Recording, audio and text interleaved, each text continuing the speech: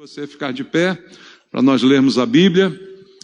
Abra aí a sua Bíblia no livro do Apocalipse, no capítulo número 3. Nós vamos ler do verso 7 até o verso 13. Apocalipse capítulo 3, versículo 7 até o versículo 13. Diz assim: ao anjo da igreja em Filadélfia escreve: estas coisas diz o santo, o verdadeiro, aquele que tem a chave de Davi, que abre e ninguém fechará, e que fecha e ninguém abrirá.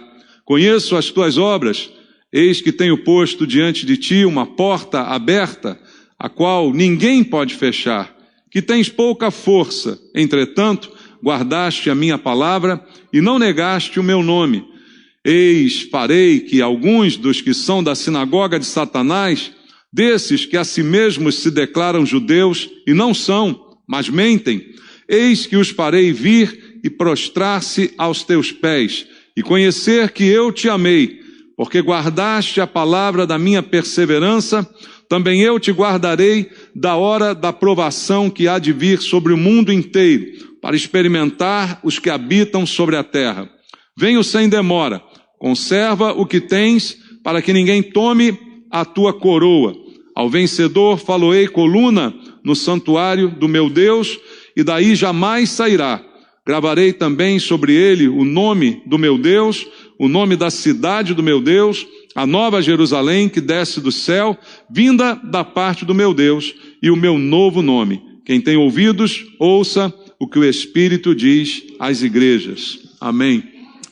Pai, mais uma vez estamos diante da Tua palavra. Que privilégio o Senhor nos concede de ouvir a Tua voz através da Tua palavra, que é aquilo que nós desejamos esta manhã. Nós não estamos aqui para ouvir a opinião dos homens, as doutrinas desse mundo, as filosofias, mas a palavra que procede do Senhor, que ela mesma diz é poderosa para libertar, para trazer a verdade que liberta do erro, do engano, e que nós possamos ouvir esta verdade esta manhã. Fala conosco, é o que te pedimos em oração. E eu te peço, ó Deus, usa a minha vida, por tua graça e misericórdia, me dá a unção do Espírito Santo, para que neste poder a tua palavra seja ministrada e chegue ao nosso coração. É o que eu te peço orando com os irmãos, em nome de Jesus. Amém. Graças a Deus. Podem sentar. Queridos, como temos visto aí nessa série de 7 mensagens, porque são 7 igrejas que ficavam localizadas na Ásia Menor, atual Turquia, nós temos visto Jesus mandando João escrever a estas igrejas na pessoa do anjo da igreja.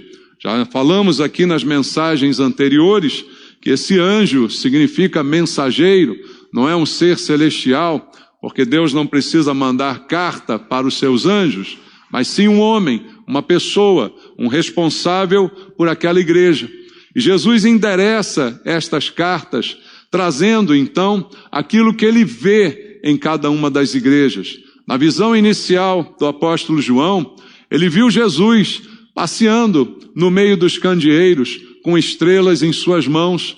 E nessa visão foi mesmo explicado que os candeeiros são as igrejas, e as estrelas, os líderes dessas igrejas. E Jesus então anda no meio das igrejas, mostrando que ele sabe tudo aquilo que nós estamos fazendo. Jesus observa as suas igrejas. E no estudo que estamos fazendo, percebemos que as igrejas são muito diferentes umas das outras. Não apenas por estarem próximas umas das outras no mesmo local, mas elas são diferentes nas suas práticas, elas são diferentes nas suas doutrinas, naquilo que muitas vezes é ensinado, naquilo que elas praticam e muitas vezes erram. Então a importância de fazer esse estudo, eu creio, é nós ouvirmos do próprio Senhor Jesus o que ele aprova e o que ele reprova numa igreja. Porque esses textos me dizem claramente, porque a cada uma delas ele faz alguns elogios, ele faz algumas reprovações. Então nós podemos, olhando para isso, fazer um julgamento da nossa igreja ou de nós mesmos como igreja, porque nós somos a igreja do Senhor. Então é importante conhecer esse ensinamento, porque eu vou ficar sabendo o que Jesus aprova, e quando ele aprova, ele recompensa, mostra sempre que há uma recompensa, mas quando ele reprova, ele também pune. A Bíblia mostra que há uma punição quando a igreja não está de acordo com aquilo que Deus deseja. Então essa é a importância desse estudo. E aqui nós estamos diante da sexta igreja, a sexta carta que ele manda João escrever, carta à igreja em Filadélfia, e para essa igreja ele não faz nenhuma crítica. Desta igreja ele não chama a atenção em relação a nenhum dos seus comportamentos. E para a gente então se situar nesta igreja, conhecer um pouco da sua história. Filadélfia significa, o nome significa amor fraternal. Fraternal é de irmãos, amor entre irmãos. Era a menor de todas as cidades aqui representadas na Ásia Menor. Era a menor cidade. Ela ficava num vale entre Pérgamo e Laodiceia, que é a última carta que nós vamos ler no domingo que vem. E como todas as igrejas ali, aliás, como todas as cidades daquela região, tinham a sua cultura, tinham as suas religiões, tinham os seus costumes. E ali em Filadélfia havia o culto ao deus Dionísio, o deus do vinho, né, que muitos aí apreciam. Então, era a cidade também uma grande produtora de uvas, e aí então Dionísio era honrado, né, naquele lugar pela própria produção de vinho da cidade. E uma curiosidade é que ela foi fundada pelo rei de Pérgamo, chamado Átalo, e ele era conhecido pela sua lealdade ao seu irmão. Dizem que então por isso a cidade ganhou o nome de Filadélfia, amor fraternal, amor entre irmãos, uma homenagem ao amor que o seu fundador nutria pelo seu próprio irmão, e isso então dá o nome à cidade. Mas como eu disse, essa eu digo é a carta à igreja verdadeira. A igreja a quem Jesus não atribui nenhum problema, nenhuma falha doutrinária, a quem Jesus não faz nenhuma crítica. Então eu digo que esta é a igreja na qual nós devemos nos espelhar. Essa é a igreja que nós devemos buscar ser. A igreja do remanescente fiel, que eu já mencionei para você aqui anteriormente. Há sempre o remanescente. Mesmo quando a igreja se contamina, há sempre alguns que não dobram seu joelho a Baal, como Deus disse ao profeta Elias. Então, há sempre um remanescente, e essa igreja é esse remanescente. A igreja verdadeira, a igreja que busca a Deus, que conhece a sua palavra e que segue e prossegue em conhecer ao Senhor e persevera nas doutrinas que tem aprendido. Então, olhando para a carta, começa o texto dizendo: ao anjo da igreja em Filadélfia, escreve: estas coisas diz o santo, o verdadeiro, aquele que tem a chave de Davi, que abre e ninguém fechará, e que fecha e ninguém abrirá. Como em todas as cartas, Jesus se apresenta ao mensageiro, ao pastor da igreja, com uma das características que a Bíblia menciona sobre ele. Então, nesta carta, nas outras, nas demais, ele se apresenta com uma das características da visão que João teve no capítulo 1. João tem a visão, vê Jesus, né, com várias características, e a cada carta Jesus aplica uma delas à igreja. Nesta, ele não usa nenhuma destas características do versículo número 1, mas ele se apresenta simplesmente como Deus, como é de fato o nosso Deus. A gente crê que Jesus é Deus. Muitos dizem apenas que ele é o Filho de Deus, mas a Bíblia diz lá em João 10:30, eu e o Pai somos um. Jesus é Deus. A Bíblia diz no Evangelho segundo João, no princípio era o Verbo, e o Verbo estava com Deus, e o Verbo era Deus. Deus e seu Filho são um com o Espírito Santo. Esse é o nosso Deus. E assim Jesus se apresenta. Estas coisas diz o Santo, o verdadeiro. A verdade está em Jesus. Eu sou o caminho, a verdade e a vida. Ele assim nos ensinou. E dessa forma que ele se apresenta como Deus, com os seus atributos, santidade e verdade. E veja o que diz também a Bíblia em Apocalipse capítulo 6, versículo 10. Está dizendo assim, Apocalipse capítulo 6, verso 10. Clamaram em grande voz, dizendo: até quando, ó soberano Senhor, santo e verdadeiro, não julgas nem vingas o nosso sangue dos que habitam sobre a terra. Mais uma vez aqui, Apocalipse se refere a ele como o Senhor soberano, santo e verdadeiro. As duas características que Jesus apresenta-se aqui ao anjo da igreja em Filadélfia. E ele diz também que ele tem a chave de Davi, que abre e ninguém fechará, e que fecha e ninguém abrirá. Se você conhece a Bíblia, você sabe que essa é uma referência a um texto que está lá em Isaías, no capítulo número 22. Vamos ler Isaías capítulo 22, também no versículo 22. A Bíblia diz assim: porei sobre o seu ombro a chave da casa de Davi. Ele abrirá e ninguém fechará, fechará e ninguém abrirá. Essa chave foi dada a Eliaquim, o mordomo fiel, retratado aqui em Isaías no capítulo 22. A chave que representa a autoridade de Deus. Essa chave foi colocada nas mãos do mordomo fiel, mas essa chave pertence ao Senhor. Porque a chave é um símbolo de autoridade. E ele recebeu toda a autoridade, como a Bíblia diz, tanto nos céus como na terra. E ele dá essa autoridade a quem ele quiser. E ele tem dado essa autoridade à sua igreja, a igreja verdadeira. Jesus disse aos seus discípulos: eu vos dou autoridade, para que vocês peguem serpentes, para que vocês preguem a palavra, para que vocês expulsem demônios. Ele deu então a autoridade. E é isso que representa essa chave. E Jesus, como descendente de Davi, tem esta autoridade. Não só sobre Jerusalém, mas também sobre o reino de Deus. A Eliaquim foi dada a chave do reino de Davi, simbolizando que ele teria autoridade sobre Jerusalém. Mas a autoridade de Jesus vai muito além de Jerusalém, e é assim que ele se apresenta, então, ao anjo desta igreja. E veja também o que diz Apocalipse, capítulo 1, agora no versículo 18.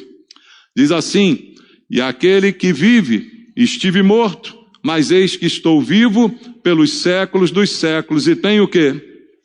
As chaves da morte e do inferno. Então as chaves são um sinal de autoridade. Ele tem as chaves que abrem e que ninguém fecha, que fecha e que ninguém abre. Ele tem as chaves que têm autoridade sobre todas as coisas no céu, na terra, e todas elas sobre a morte, sobre o inferno. Toda essa autoridade está nas mãos de Jesus, e é dessa forma que ele se apresenta à igreja em Filadélfia. Continua a carta, ele dizendo assim, no versículo número 8: conheço as tuas obras, como ele diz a praticamente todas as igrejas. Eis que tenho posto diante de ti uma porta aberta, a qual ninguém pode fechar, que tens pouca força. Entretanto, guardaste a minha palavra e não negaste o meu nome. Veja a referência à chave aqui. Eu coloco uma porta aberta e ninguém pode fechar, porque fui eu que abri. A porta que eu abro, ninguém pode fechar. E essa porta eu coloco diante de vocês. Mas ele diz, em primeiro lugar, que conhece as obras daquela igreja. Como já disse nas mensagens anteriores, isso para nós é de particular importância, porque Jesus conhece as nossas obras. Isso pode ser uma coisa boa ou pode ser uma coisa ruim. Depende das nossas obras. Se você faz boas obras, você não tem com que se preocupar com o fato delas serem conhecidas pelo Senhor. Mas também aquilo que você faz de errado é conhecido pelo Senhor. Eu conheço as tuas obras, é o que ele diz àquela igreja. E ele fala, tenho posto uma porta aberta que ninguém pode fechar. Essa porta aberta que ninguém pode fechar é também um símbolo do próprio Senhor. Veja o que diz o Evangelho segundo João. No Evangelho segundo João, no capítulo 10, no versículo número 9, Jesus se autodenomina como esta porta. Ele diz, João 10, 9, eu sou a porta. Se alguém entrar por mim, será o quê? Salvo. Agora olha o interessante, entrará e sairá, e achará pastagem. Por que que entra e sai? Porque a porta está aberta. Uma porta fechada impede a passagem, mas uma porta aberta libera a passagem. Essa porta aberta é Jesus. Como ele mesmo diz, eu sou essa porta. E é a única maneira de alguém se salvar, é entrar por essa porta. Mas uma vez que entra por essa porta, experimenta a liberdade. Você transita por esta porta. Ela está sempre aberta diante de você. A vida cristã não é um confinamento. Muito pelo contrário. A vida cristã é uma vida de liberdade. A verdadeira liberdade que o mundo não tem porque está escravizado pelo pecado. Mas o verdadeiramente livre pela palavra de Deus sabe que tem essa liberdade diante do Senhor, de por Ele, porque Ele é a porta.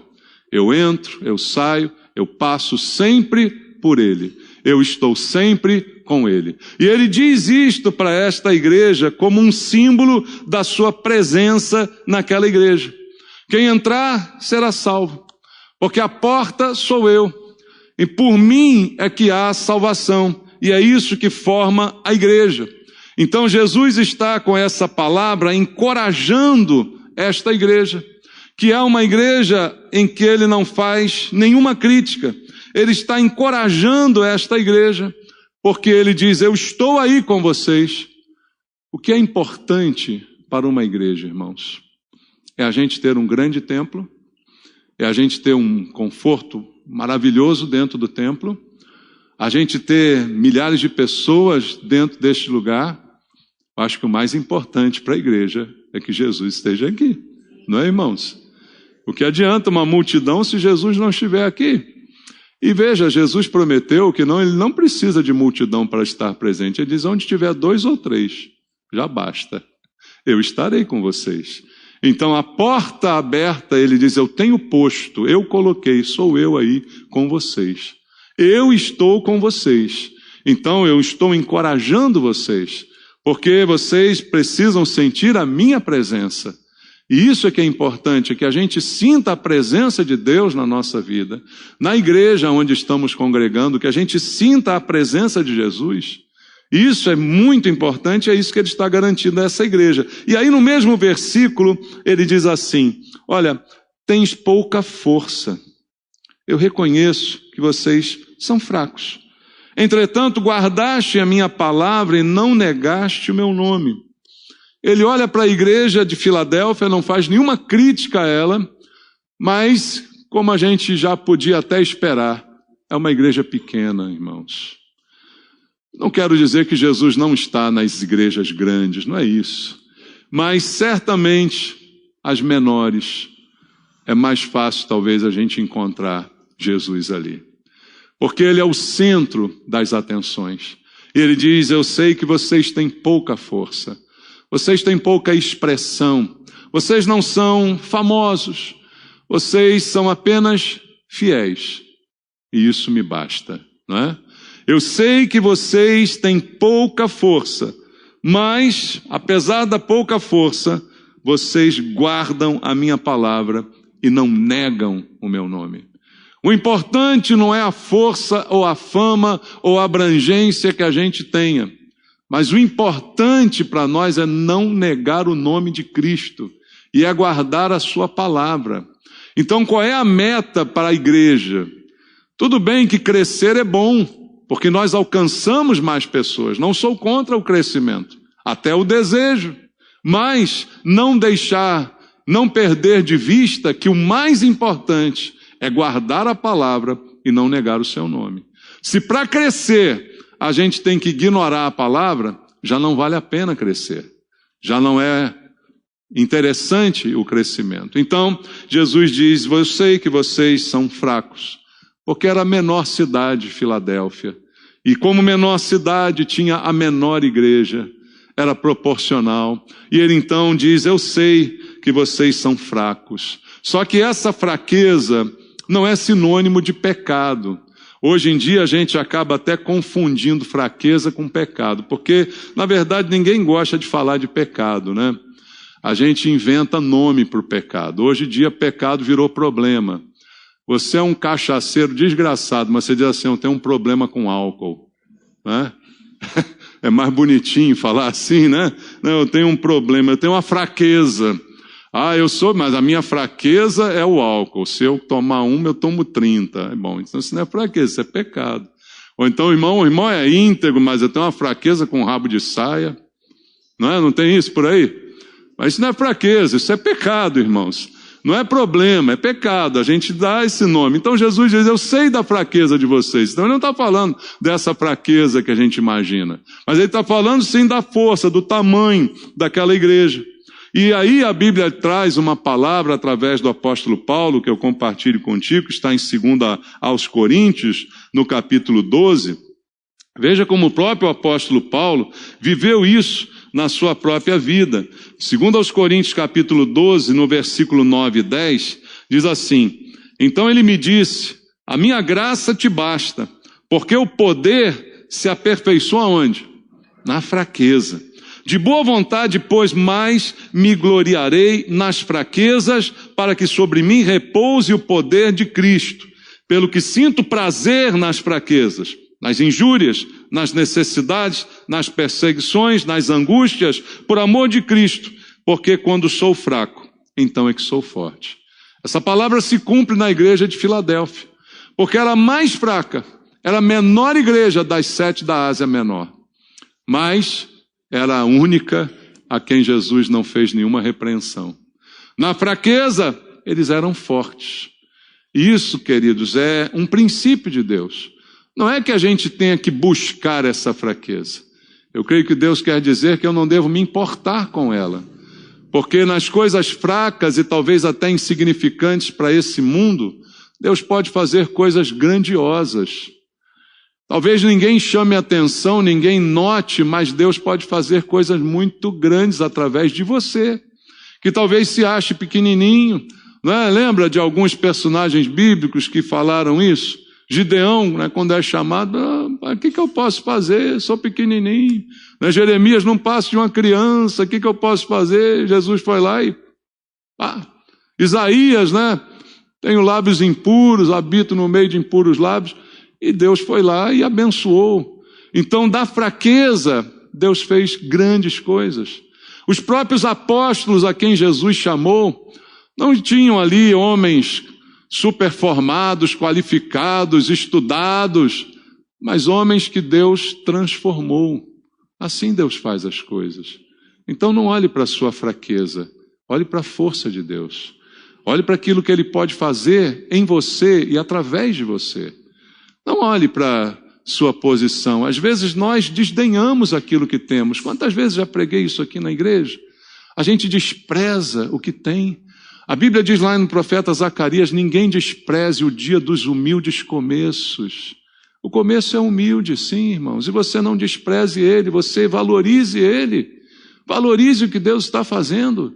Quando nós começamos essa igreja aqui há 24 anos atrás, numa lojinha de 40 metros quadrados, nunca desvalorizei aquela loja.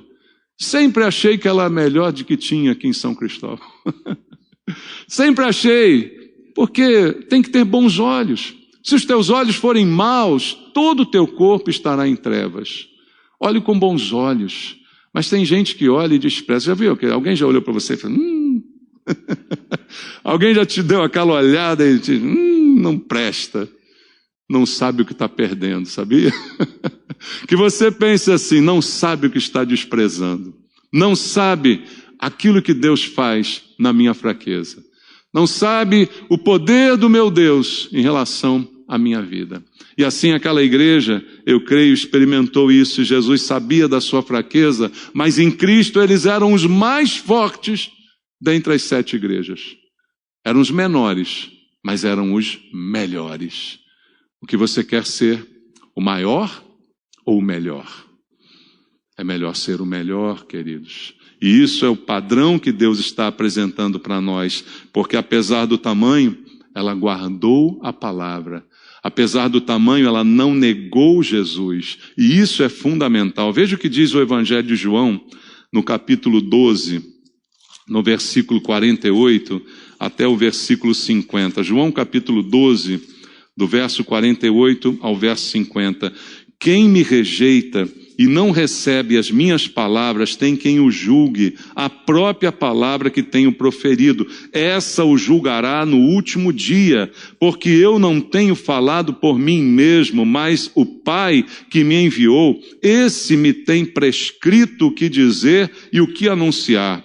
Eu sei que o meu mandamento é a vida eterna. As coisas, pois, que eu falo, como o Pai me tem dito, assim falo. Guarde a palavra. Quem rejeita, rejeita a Deus. Guarde, não rejeite, não negue o Senhor. É isso que é importante.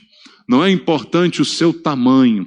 Não é importante a sua influência. O que é importante é a sua fidelidade.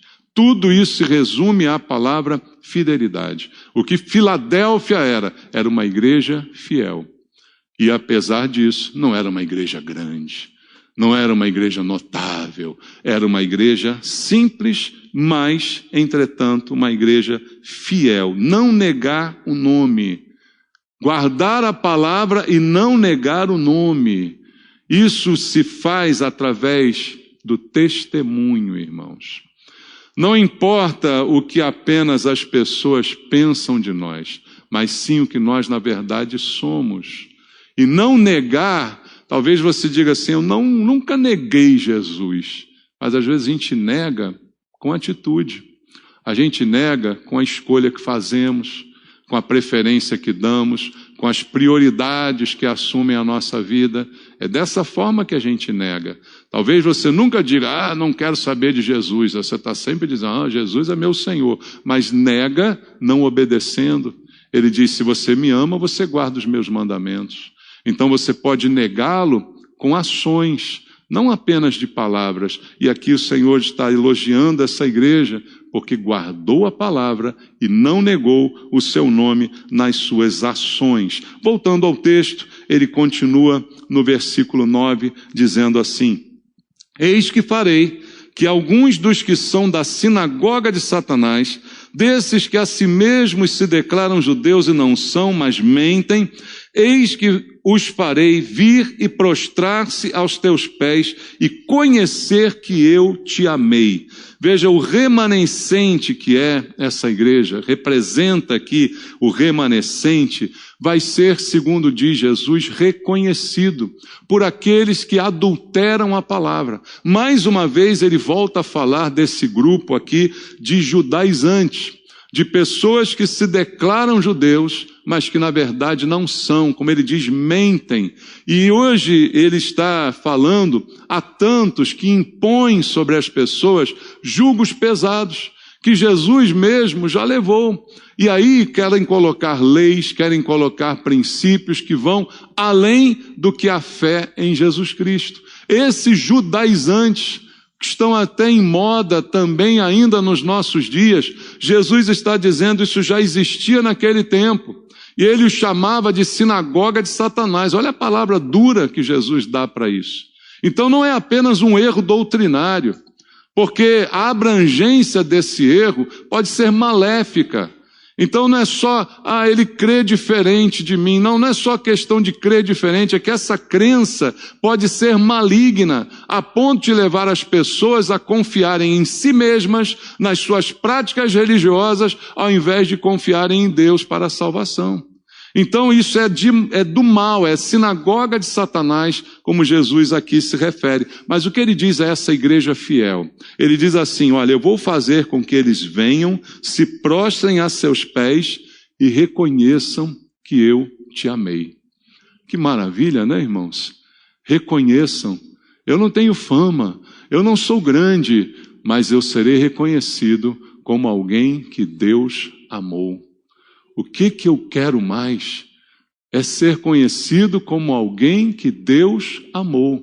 E ele diz, olha, esses que adulteram a palavra, eles vão ser forçados, porque ele diz assim, vai ser forçoso isso aqui que vai acontecer. Eles vão se prostrar, eu farei com que eles venham e se prostrem e admitam que eu amei vocês. Não há melhor recompensa do que esta. Conhecerão que Deus ama a pureza doutrinária e a simplicidade do Evangelho que era vivida pela igreja em Filadélfia. Apesar de não ser grande e não ter abrangência geográfica nem de fama, mas não negava o nome e guardava a palavra. E ele diz, os hereges vão ter que reconhecer isso, meio que a contragosto, mas reconhecerão que eu amei vocês. E aí ele diz no verso 10, porque, mais uma vez, guardaste a palavra da minha perseverança, também eu te guardarei da hora da provação que há de vir sobre o mundo inteiro, para experimentar os que habitam sobre a terra. E aqui há a promessa. Como eu disse, ele aponta o erro e ele aponta a virtude. Ao erro ele pune, a virtude ele recompensa. E aqui está a recompensa do remanescente fiel. Aqui está a recompensa do crente fiel em Cristo. E Jesus diz claramente no verso 10, você será livre da futura tribulação que virá sobre toda a terra. Eu te guardarei, eu te pouparei. Como ele disse, como um pai que poupa os seus filhos, eu vou poupar vocês, porque você guardou a minha perseverança, a minha palavra. Você guardou, você praticou, você foi fiel. Guardar a palavra não é decorar a palavra. Guardar a palavra é viver a palavra. Do que ele está falando aqui? Do que todas as igrejas deveriam ser. Mas ele diz, o joio está no meio do trigo. O joio habita no meio do trigo. Todos serão poupados? Não. Todos serão arrebatados? Não. Nem todos. Por quê? Joio habita no meio do trigo. Mas a igreja de Filadélfia, a pequena igreja que representa aqui os poucos escolhidos, lembra dos muitos chamados, poucos escolhidos, é isso que essa igreja representa.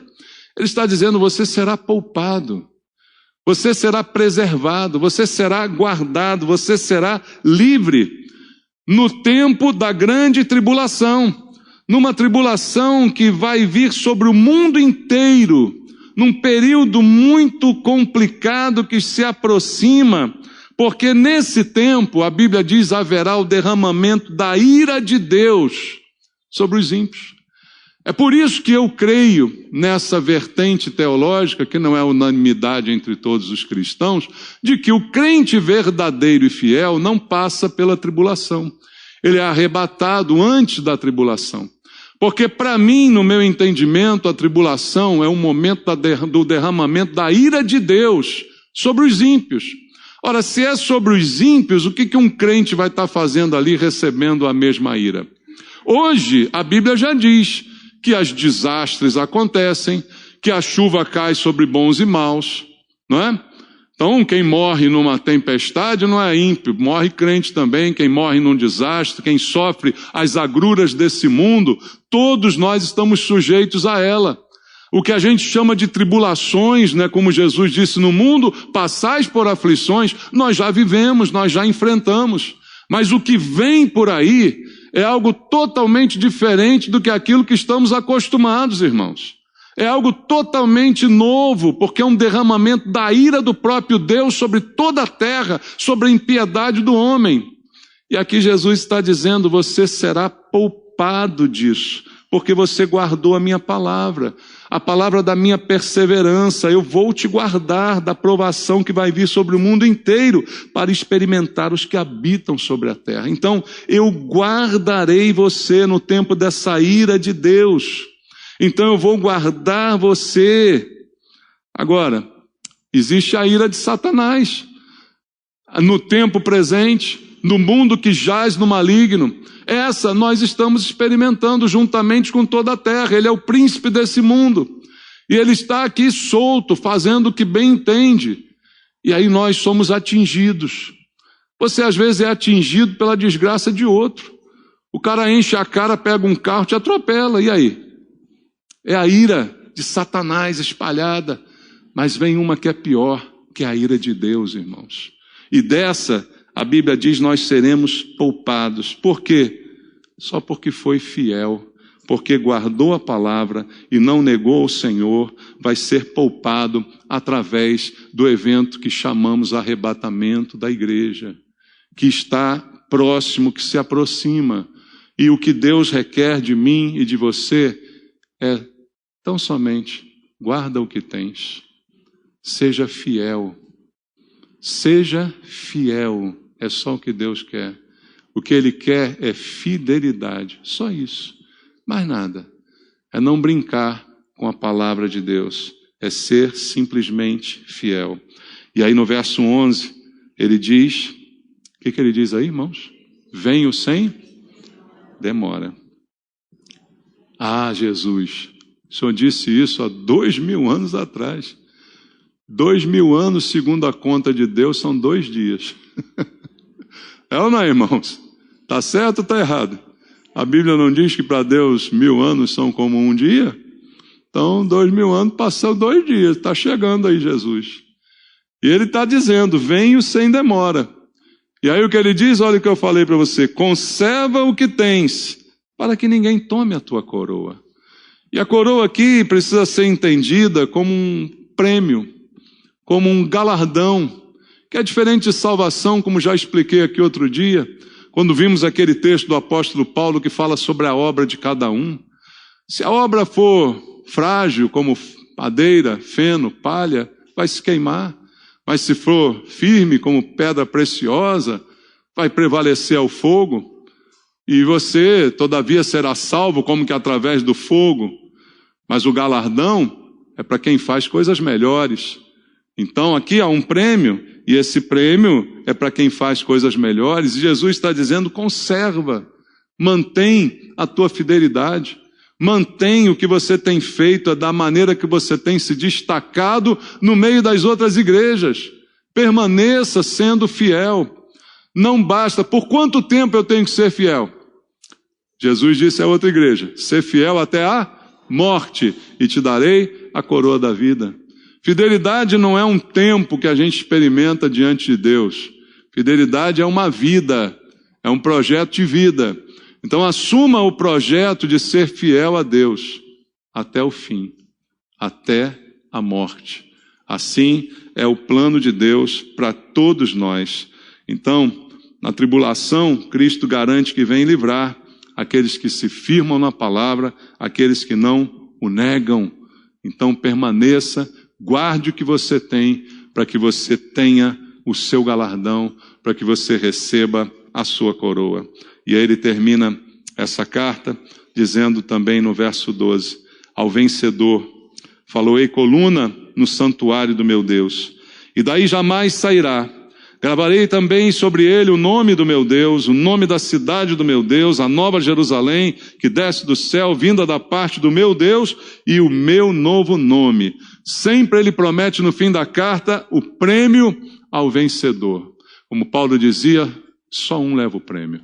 Só o vencedor leva o prêmio. Esse é o prêmio que nós buscamos, é ser os vencedores. E aqui ele diz que o vencedor será coluna na casa do meu Deus.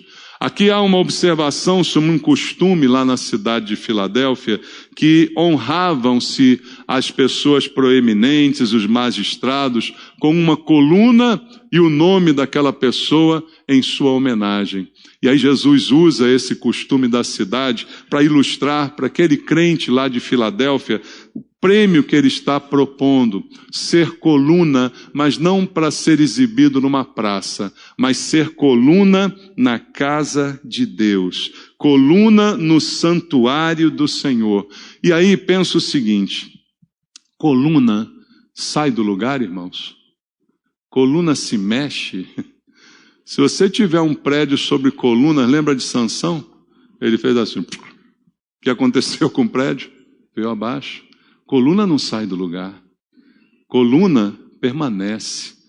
Você é coluna na casa do Senhor. Você tem que permanecer na igreja do Senhor. Crente, não existe crente em casa. Crente é na igreja. É no santuário do Deus Altíssimo. É coluna na casa de Deus. E assim deve ser cada um de nós. Firme como uma coluna, como um suporte. Em palavras humanas, a igreja, é claro, é mantida por Jesus, mas ela se sustenta nas suas colunas. E cada um de nós deve ser essa coluna, esse ponto de apoio, de força, que mantém a unidade, que mantém o prédio em pé. Esses somos nós. E Jesus está dizendo, isso é coisa de vencedor, ser coluna, ficar firme. E lá nessa coluna será gravado o nome de Deus, o nome da cidade de Deus e o novo nome de Cristo. Vai ser gravado nessa coluna que é você.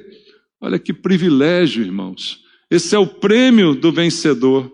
E aí o apóstolo Pedro, para a gente terminar, nos diz aqui na sua primeira epístola de Pedro, capítulo 2. 1 de Pedro, capítulo 2, do verso 5 até o verso 9, está escrito assim: também vós mesmos, como pedras que vivem, olha como Pedro nos chama, pedra viva, sois edificados casa espiritual, para serdes sacerdócio santo, como eu tenho dito a você. Você é um sacerdote. Se você é um sacerdote, você só tem um acima de você, que é o sumo sacerdote. Quem é? Jesus. Nós não temos sacerdotes, todos nós somos sacerdotes. E Pedro diz isso aqui com toda clareza: somos pedras que vivem, edificados casa espiritual, para sermos sacerdócio santo, a fim de oferecer sacrifícios espirituais agradáveis a Deus por intermédio de Jesus Cristo. O nosso sacrifício só é agradável a Deus porque ele é por intermédio de Jesus. Não é por nossa conta, mas é por conta de Jesus, como ele diz aqui na palavra. Por isso está na Escritura: eis que ponho em Sião uma pedra angular, eleita e preciosa. Quem nela crê não será de modo algum envergonhado. Para vós outros, portanto, os que credes, é a preciosidade, mas para os descrentes, a pedra que os construtores rejeitaram, essa veio a ser a principal pedra angular, e pedra de tropeço e rocha de ofensa. São esses os que tropeçam na palavra, sendo desobedientes para o que também foram postos.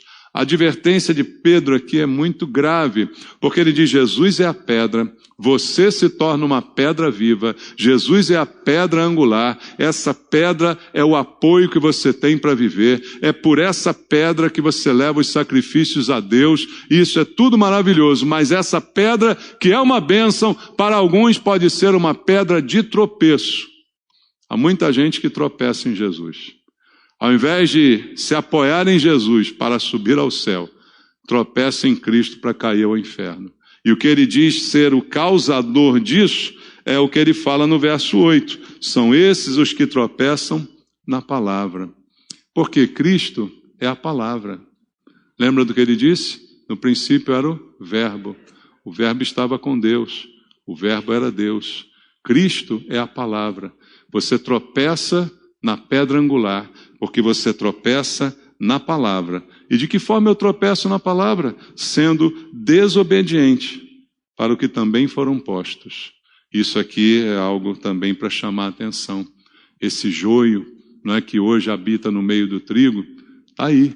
Não pode ser tirado, mas será separado quando as coisas acontecerem. E aí ele diz no verso 9: vós, porém, sois raça eleita, sacerdócio real, nação santa, povo de propriedade exclusiva de Deus, a fim de proclamardes as virtudes daquele que vos chamou das trevas para a sua maravilhosa luz. Esses são os crentes de Filadélfia. Esses são os crentes de hoje, remanescentes, poucos escolhidos, que eu espero ser um deles. Amém? E eu espero que você seja também. Quem tem ouvidos, ouça o que o Espírito diz às igrejas. Ouça o Espírito Santo, para que a palavra se torne vida na sua vida. Vamos orar? Pai querido, ouvimos mais uma vez a Tua palavra, Pai, mostrando para nós a verdade que está revelada, não está oculta, está diante de todos nós. Que ela liberte essa manhã, que ela desperte essa manhã, para que não sejamos joio, mas trigo, Senhor, para que não sejamos parte dos muitos chamados, mas dos poucos escolhidos, para que não venhamos a tropeçar na palavra, Pai, através da desobediência, mas que tão somente sejamos fiéis ao Senhor. Que o Senhor encontre em nós, mesmo que não sejamos grandes e expressivos nesse mundo, mas que o Senhor encontre em nós a fidelidade desejada para que sejamos remanescentes do Senhor, para que sejamos livres da tribulação que há de vir sobre toda a terra. Guarda-nos, Pai, na Tua presença. Entregamos a nossa vida ao Senhor e declaramos a nossa total dependência da Tua graça e da Tua misericórdia. Abençoa, Senhor, o Teu povo, em nome de Jesus. Amém. Vamos louvar.